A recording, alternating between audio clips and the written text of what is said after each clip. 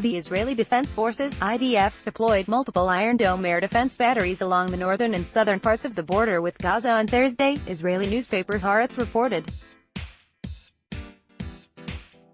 An IDF spokesperson framed the stationing of the anti-missile system as a means to protect Israelis from mortars and rockets that have recently been sent from Gaza into Israel. The IDF is prepared for several scenarios and ready to defend the citizens of the states of Israel and its sovereignty, an IDF spokesperson's unit told Israeli newspaper The Jerusalem Post while discussing the stationing of the Iron Dome system. Before deployment, the Defense Ministry and manufacturer of the Iron Dome system conducted testing at the Palmachim Air Base, which is near the Mediterranean Sea. Homa Missile Defense will continue to develop the Iron Dome system in order to deal with the emerging threats in the arena in order to best protect the State of Israel, a Ministry of Defense statement about the tests read, according to the Jerusalem Post.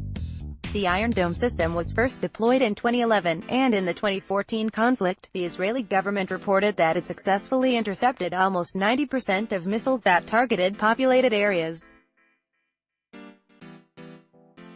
It can stop incoming missiles and other projectiles up to 43 miles, 70 kilometers, away. The Israeli Defense Ministry said last week that Palestinians in Gaza have fired 289 rockets and mortar shells into Israel this year. Haaretz reported that this figure is much greater than the number of projectiles sent into Israel in recent years, excluding full-scale military conflicts. Tensions between Israel and Gaza have been strained since March 30, when Palestinians in Gaza began the Great March of Return, in which they demonstrated against the relocation of the U.S.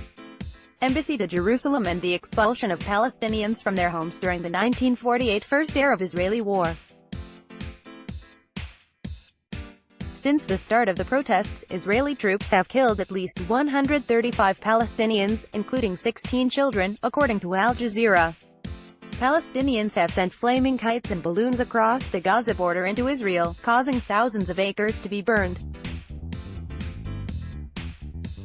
In mid-June, Israeli Fire and Rescue Services Commissioner Brigadier General Dedi Simchi said that kites sent from Gaza had caused 412 fires, while another government official estimated that the blazes had caused nearly $2 million in agricultural damage.